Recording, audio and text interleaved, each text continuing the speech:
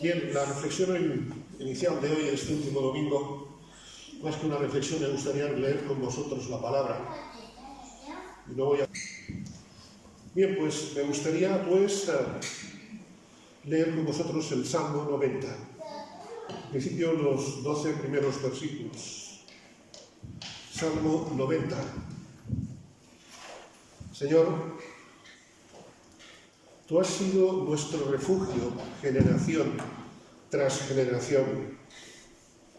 Desde antes que nacieran los montes y crearas la tierra y el mundo, desde los tiempos antiguos y hasta los tiempos últimos, tú eres Dios. Tú haces que los hombres vuelvan al polvo cuando dices, volveos al polvo, mortales. 1000 años para ti son como el día de ayer que ya pasó. Son como unas cuantas horas de la noche. Arrasas a los mortales, son como un sueño. Nacen por la mañana, como la hierba que al amanecer brota lozana y por la noche ya está marchita y seca. Tu ira en verdad nos consume, tu indignación nos aterra. Ante ti has puesto nuestras iniquidades, a la luz de tu presencia, nuestros pecados secretos. A causa de tu ira se nos va la vida entera, se esfuman nuestros años como un suspiro. Algunos llegamos hasta los 70 años, quizá alcancemos hasta los 80 si las fuerzas nos acompañan. Tantos años de vida, sin embargo, solo traen pesadas cargas y calamidades. Pronto pasan y con ellos pasamos nosotros. ¿Quién puede comprender el furor de tu enojo? Tu ira es tan grande como el temor que se te debe. Enséñanos a contar bien nuestros días, para que nuestro corazón adquiera sabiduría. Y finalmente quiero llevaros al Salmo 16. Salmo 16. Manténme a salvo, oh Dios, porque a ti he acudido en busca de refugio. Le dije al Señor, tú eres mi dueño. Todo lo bueno que tengo proviene de ti. Los justos de la tierra son mis verdaderos héroes. Ellos son mi deleite. A quienes andan detrás de otros dioses se les multiplican los problemas. No participaré en sus sacrificios de sangre, ni siquiera mencionaré los nombres de sus dioses. Señor, solo tú eres mi herencia, mi copa de bendición.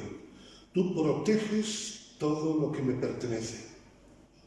La tierra que me has dado es agradable. ¡Qué maravillosa herencia! Bendeciré al Señor, quien me guía.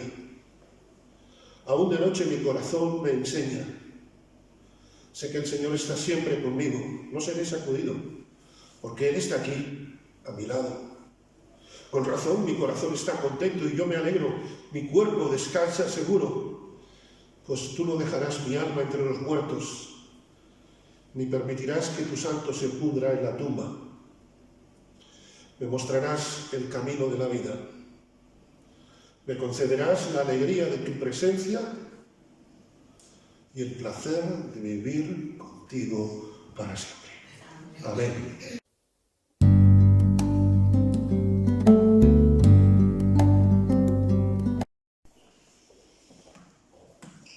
Bueno, buenos días. Buenos días.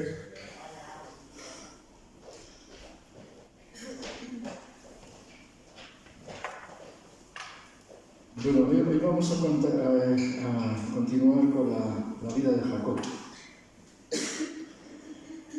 Os estáis dando cuenta de que muchos pasajes de la vida de Jacob me los he saltado, y fue un poco a propósito, porque determinados pasajes ya son tan conocidos que a mí no me inspiraban, ¿no?, para predicar. No es que sea menos importante, por supuesto que lo es, pero quizá quería centrarme más que nada en aquellos pasajes de la vida de este hombre de Dios, bueno, todos somos hombres y mujeres de Dios, pero este es un personaje bíblico y es especialmente importante porque de él salieron todas las tribus de Israel.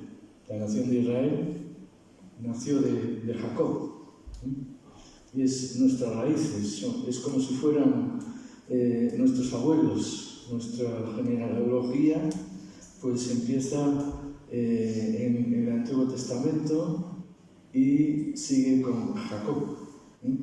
Jacob es el padre de la nación de Israel. Por supuesto que es Dios, el padre de la nación de Israel, pero a nivel humano Jacob tiene especial trascendencia. Y nos estábamos centrando en el pasaje en el cual Jacob sale al encuentro de su hermano Esaú. Vemos como él se queda solo luchando con el ángel. Ese es un pasaje conocido también de la vida de Jacob. Nos hemos centrado en él especialmente porque me parecía interesantísimo lo de luchar, lo de la lucha, que tenemos todos. Entonces, y hoy pues vamos a centrarnos en el capítulo 33, que es el encuentro y despedida de Jacob con su hermano Esaú. Y dice así en el versículo 1: Alzando Jacob sus ojos, miró, y he aquí que venía Esaú, su hermano, y los 400 hombres con él. Fijaos que ya dice los 400 hombres, no habla de unos 400 hombres, sino ya lo concreta. ¿Por qué? Porque ya lo había dicho antes, ¿no? Había hablado de esos 400 hombres. Entonces repartió él los niños entre Lea y Raquel y las 2 siervas, y puso las siervas y sus niños delante, luego a Lea y sus niños, y a Raquel y a José los últimos. Y él pasó delante de ellos y se inclinó a tierra 7 veces hasta que llegó a su hermano. Pero Esaú corrió a ese encuentro y le abrazó, y se echó sobre su cuello y le besó, y lloraron. Y alzó sus ojos y vio a las mujeres y los niños y dijo: ¿quiénes son estos? Y él respondió: son los niños que Dios ha dado a tu siervo. Luego vinieron las siervas, ellas y sus niños, y se inclinaron. Y vino Lea con sus niños y se inclinaron. Y después llegó José y Raquel y también se inclinaron. Y Esaú dijo: ¿qué te propones con todos estos grupos que he encontrado? Y Jacob respondió: el hallar gracia en los ojos de mi Señor. Y dijo Esaú: suficiente tengo yo, hermano mío, sea para ti lo que es tuyo. Y dijo Jacob: no, yo te ruego, si he hallado ahora gracia en tus ojos, acepta mi presente, porque he visto tu rostro como si hubiera visto el rostro de Dios, pues que con tanto fervor me has recibido. Acepta, te ruego, mi presente que te he traído, porque Dios me ha hecho merced, y todo lo que hay aquí es mío. E insistió con él, y Esaú lo tomó. Y Esaú dijo: anda, vamos, y yo iré delante de ti. Y Jacob le dijo: mi señor sabe que los niños son tiernos, y que tengo ovejas y vacas paridas, y si las fatigan, en un día morirán todas las ovejas. Pase ahora, mi señor, delante de tu siervo, y yo me iré poco a poco al paso del ganado que va delante de mí, al paso de los niños, hasta que llegue a mi señor a Seir. Y Esaú dijo: dejaré ahora contigo de la gente que viene conmigo. Y Jacob dijo: ¿para qué esto? Hallé yo gracia en los ojos de mi señor. Así volvió Esaú aquel día por su camino a Seir. Y Jacob fue a Sucot y edificó allí casa para sí e hizo cabañas para su ganado, por tanto llamó el nombre de aquel lugar Sucot. Después Jacob llegó sano y salvo a la ciudad de Siquem, que está en la tierra de Canaán, cuando venía de Padán Aram, y acampó delante de la ciudad, y compró una parte del campo donde plantó su tienda de mano de los hijos de Hamor, padre de Siquem, por 100 monedas, y erigió allí un altar, y lo llamó El Elohe Israel. Amén. Vamos a examinar un poquito este pasaje, y yo lo quisiera titular Un suceso inesperado y una fe incompleta. Un suceso inesperado y una fe, podríamos decir mejor que incompleta, imperfecta. Y dice que alzó Jacob sus ojos. Fijaos en esto. Alzó Jacob sus ojos. Me parece muy interesante porque hice pues una especie de analogía, ¿no? Entre nosotros necesitamos alzar nuestros ojos a Dios, ¿no? Y es necesario hacer algo activo para las cosas de Dios. No es todo pasividad, ¿verdad? Orar y a ver qué pasa. Sino muchas veces es necesario poner de nuestra parte. Y Jacob alzó sus ojos y miró. En este caso era una mirada terrenal, pero para lo espiritual no necesitamos alzar nuestros ojos de lo terrenal y mirar, entre comillas, por la fe, lo celestial. Vemos a Dios por la fe. Es algo espiritual. No lo vemos con los ojos físicos, sino en nuestro espíritu. Esto es difícil de explicar, ¿verdad? Si no lo has vivido, es complejo de explicar. La Biblia, nos habla de la presencia de Dios como inefable, es decir, inexplicable.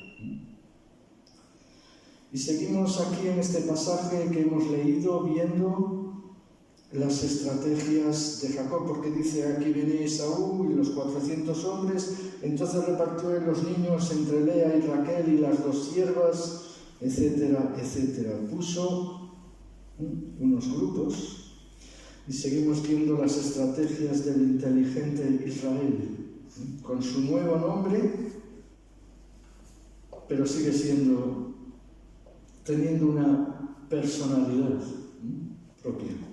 Esto a mí me da darle la gloria a Dios, ponerme muy contento. ¿Por qué? Porque cada uno de nosotros tenemos una personalidad que nos caracteriza y Dios la va a respetar. No nos quiere a todos iguales como autómatas, sino que cada uno tiene su propia forma de ser, su personalidad. Dios respeta nuestra identidad. Es muy importante esto. El respeto de Dios. Habría que hablar alguna vez largo y tendido del respeto de Dios que tiene hacia nosotros. Nuestros dones naturales, nuestros dones espirituales son algo peculiar. Tú no eres igual que yo no soy igual que tú en ese sentido. Tengo mis peculiaridades, mis defectos, tengo mi propia forma de ser. Tú también, porque no somos marionetas. Lo cual es muy valioso, es de agradecer a Dios, ¿verdad? Que siga respetando nuestra forma de ser. Yo creo que de ahí viene el valor de la persona, ¿no?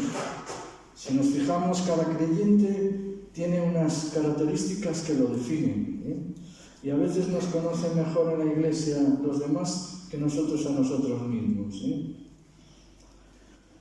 Y cosas que no son malas, ¿no?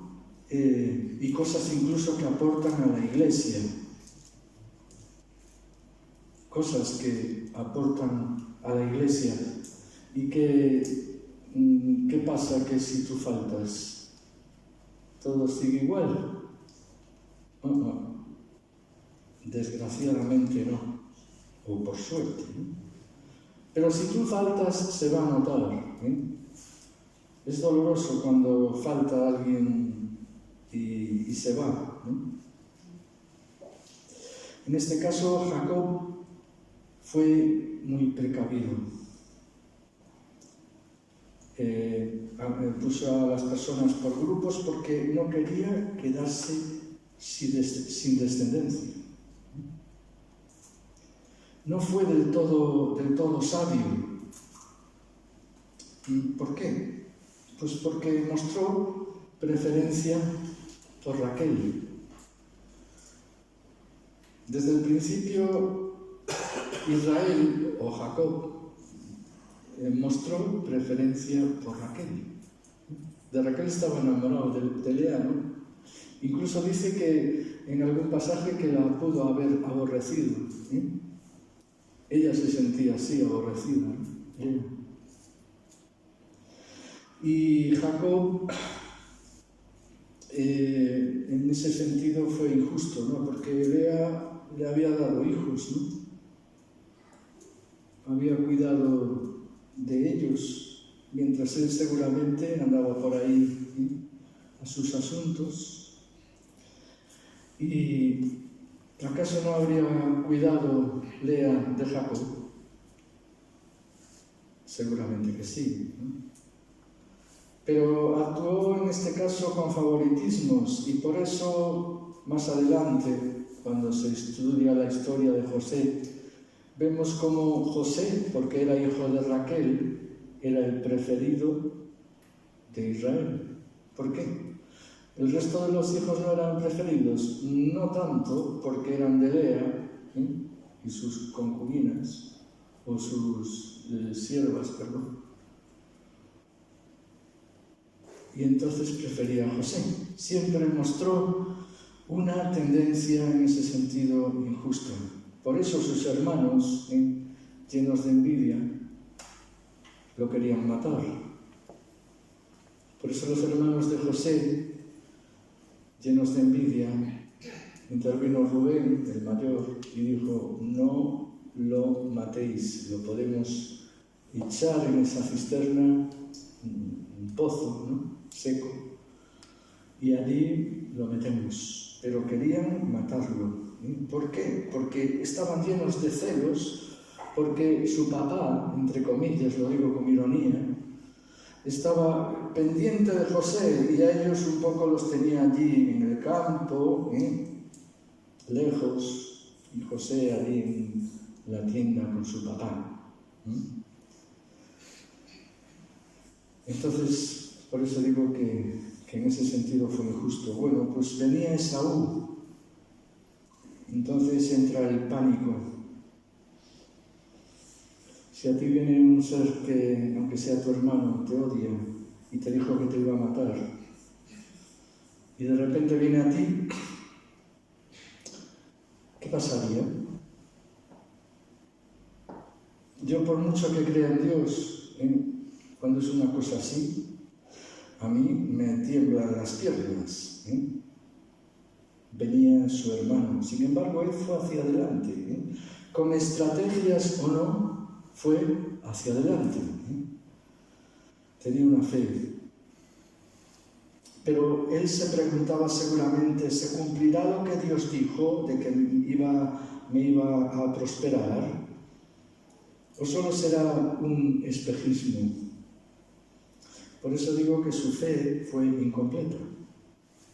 Una fe incompleta, una fe imperfecta. Porque tenía su mirada puesta en Dios, pero al mismo tiempo puesta en sus estrategias. Por si acaso, no vaya a ser. Y puso a las siervas y sus niños delante, luego a Lea y a sus niños, y a Raquel y a José los últimos. ¿Por qué los últimos? Porque si atacaban a los primeros, Raquel y José es más difícil que no se salvaran. Y vemos aquí a Jacob con su mirada cerebral. Su fe, diría yo, cerebral, aunque era un creyente auténtico. Hay creyentes que se inclinan a una visión centrada básicamente en la razón. Si no les ponen, y he conocido unos cuantos, si no pones todo bajo el espectro de la razón, pues ya no cuenta, no están bien. Vale, que no es una forma de ver la fe, de ver la vida, ¿no? Y dice que él pasó delante de ellos. Ahí fijaos, ya empezó a mostrar valentía. Él pasó delante de ellos y se inclinó a tierra 7 veces hasta que llegó a su hermano. Fijémonos en la ceremoniosidad de los orientales, que a mí de verdad me resulta envidiable, ¿no? Muestran respeto.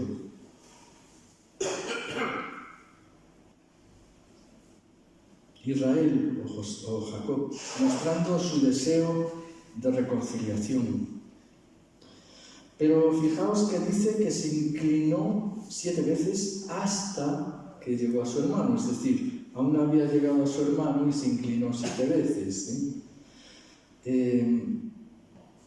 Pues en este caso se piensa que su hermano pudo haberlo visto de lejos y él haciendo así, ¿no? Inclinándose.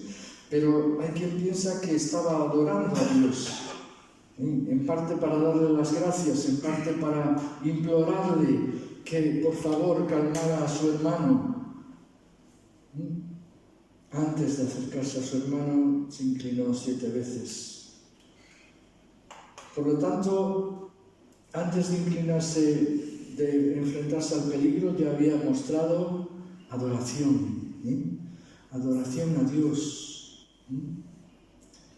Se acercó como suplicante para apaciguar la ferocidad de su hermano.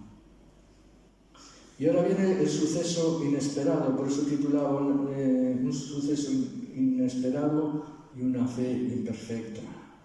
Un suceso inesperado, pero Esaú, alucina, corrió a su encuentro y le abrazó, y se echó a su cuello y le besó, y lloraron.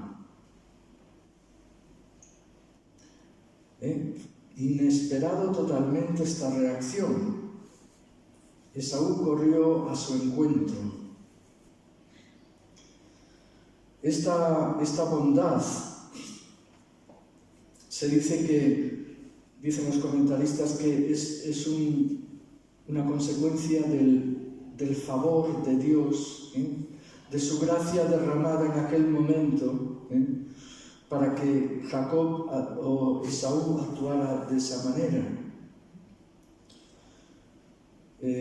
Pues demuestra también que Dios tiene los corazones de los hombres en su mano para ablandar su dureza, para aplacar su crueldad cuando Dios así lo desea. Fijaos, Dios está al control de todas las personas, hasta el más cruel de la creación. Dios está al control. Por lo tanto, podemos orar para que aquellos que son crueles en el mundo actúen de otra manera. Porque Dios puede inclinar su gracia y tocar a esas personas para que cambien de actitud.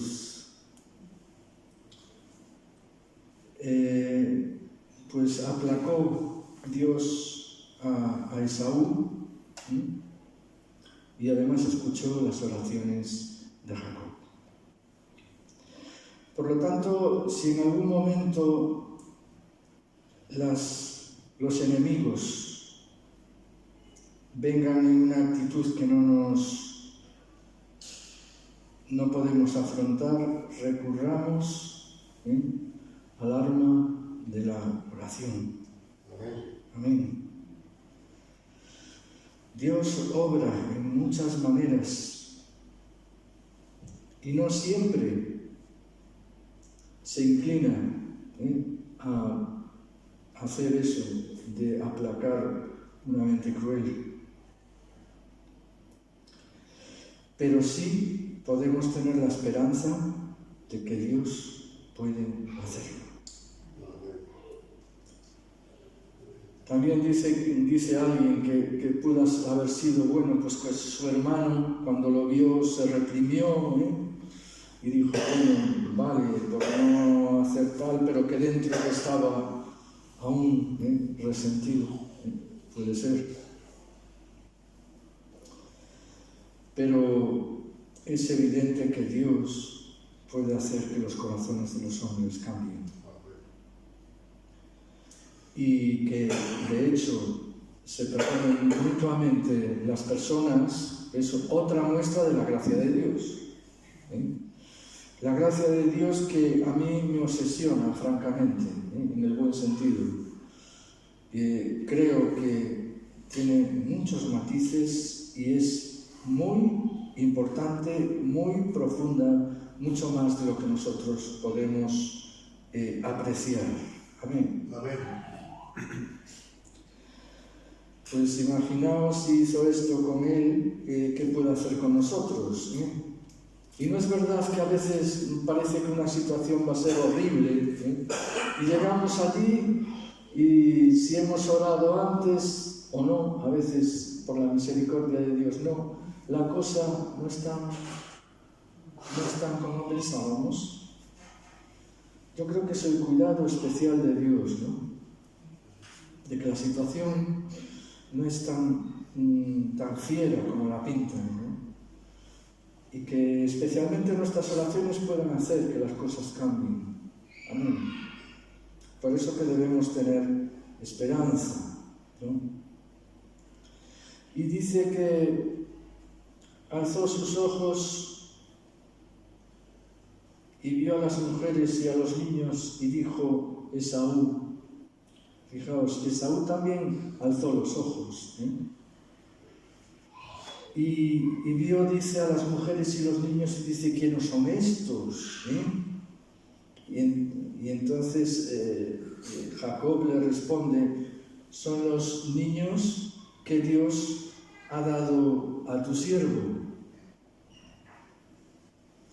Fijaos la actitud, cómo cambia, un hombre ganador, pero que ahora se humilla, y dice que es el siervo de Saúl, con la finalidad, entre otras, de reconciliarse con su hermano. Y entonces la respuesta de Jacob es humilde, ¿no? Y debemos quizá seguir el ejemplo de Jacob, ¿no? A veces alguien nos hace daño, bueno, pues si queremos reconciliarnos con él tendremos que ser humildes, humildes, ir no con una actitud prepotente, si no va a ser peor, pero sí una actitud de humildad. Amén. Y dijo Jacob, porque él le dijo, su hermano le dijo, ¿qué propones con todos estos grupos que he encontrado? Y Jacob le respondió, el dar gracia en los ojos de mi Señor. Fijaos, vuelvo a repetir lo mismo, con una actitud de reverencia. Mi Señor le llama Esaú. Y dijo Esaú, suficiente tengo yo, hermano mío, sea para ti lo que es tuyo. Y dijo Jacob, no, yo te ruego, si he hallado ahora gracia en tus ojos, acepta mi presente, porque he visto tu rostro como si hubiera visto el rostro de Dios. Efectivamente, cuando es una situación así, parece que vemos a Dios mismo actuando detrás del suceso, ¿no? Pues que con tanto favor me ha recibido, dice él. Recibe mi presente de mi mano. Acepta el regalo con el cual deseo testimoniar mi buena voluntad hacia ti, Esaú. Perdón. Y vamos a seguir con el versículo 12, que dice, y Esaú dijo, anda, vamos, y yo iré delante de ti. Vamos ahora a ver por qué la fe de Jacob era una fe imperfecta. Ya lo hemos dicho antes, pero dice, emprendamos nuestro viaje. Aunque Esaú mostrara una inclinación a la violencia, a la benevolencia, y aunque aún desconfía de él, fijaos, no porque tenga que caer en una trampa o sospeche de quizá la maldad que se esconde bajo la apariencia de amistad de su hermano, sino porque evita cuidadosamente nuevas ocasiones en que pueda ofender a su hermano.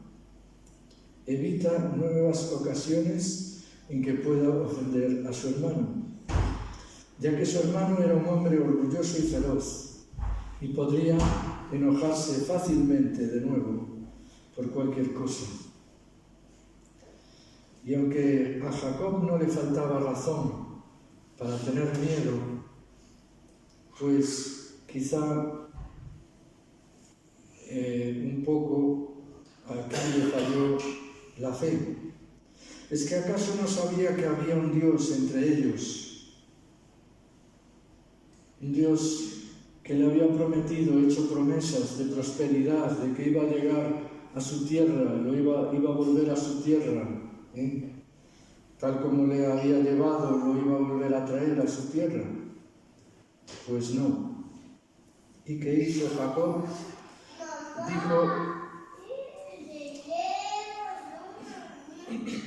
Dijo así,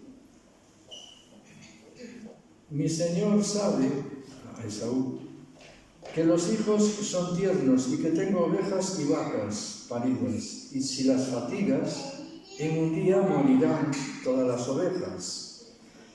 Pase ahora delante de su siervo, mi Señor, y yo iré poco a poco al paso del ganado que va delante de mí y al paso de los niños hasta que llegue a mi Señor a Seir. Parecen excusas, ¿no? ¿Qué hizo? Pues él se quedó detrás, mientras Jacob o Esaú se fue delante. Creo que su fe aquí pues falló. Y por otro lado, dice que Esaú se volvió aquel día por su camino a Seir y Jacob fue justamente hacia el otro lado, a Sucot, que está en el norte. Y edificó allí casa para sí e hizo cabañas para su ganado, por tanto llamó el nombre de aquel lugar Sucot. Y cuando estuvo allí un tiempo,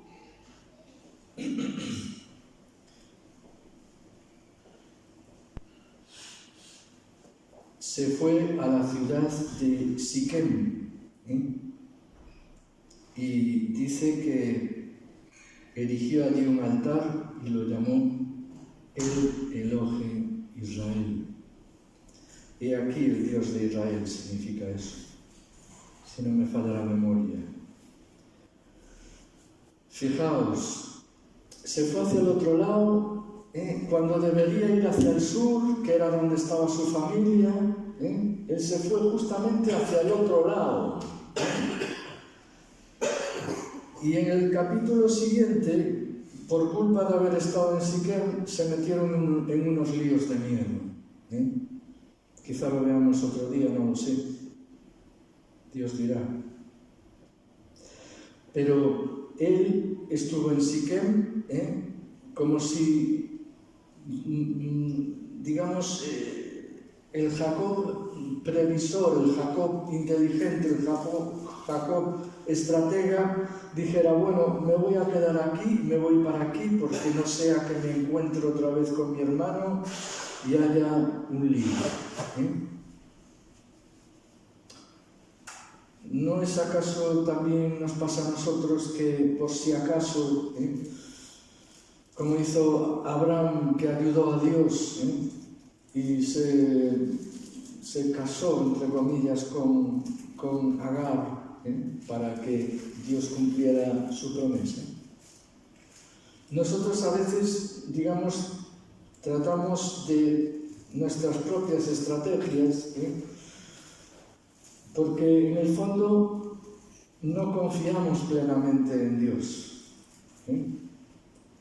No tenemos una fe ciega, como quien dice, en Dios. A mí me pasa muchas veces. Yo creo que es propio del género humano, ¿no?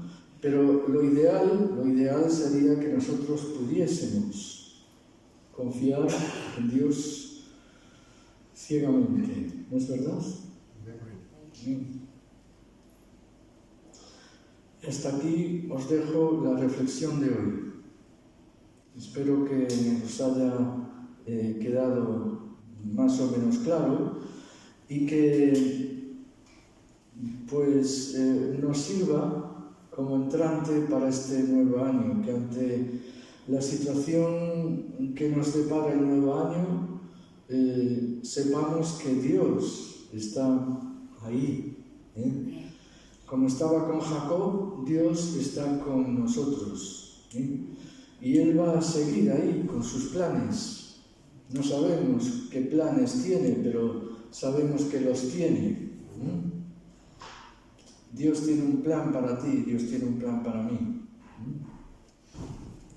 Y quizá, como hizo Jacob en numerosas ocasiones, podamos hacer un altar en el sentido de adorar a Dios, por lo que hizo este año pasado, y adorar a Dios por lo que va a hacer después.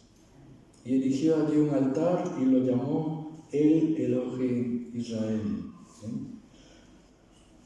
Jacob y sus altares es un ejemplo. ¿Un altar para qué se hacía? ¿Para adorar al altar? No, era para adorar a Dios. Amén. Él elegía altares para adorar a Dios. Que así sea en nuestra vida. Amén. Amén. Vamos a orar.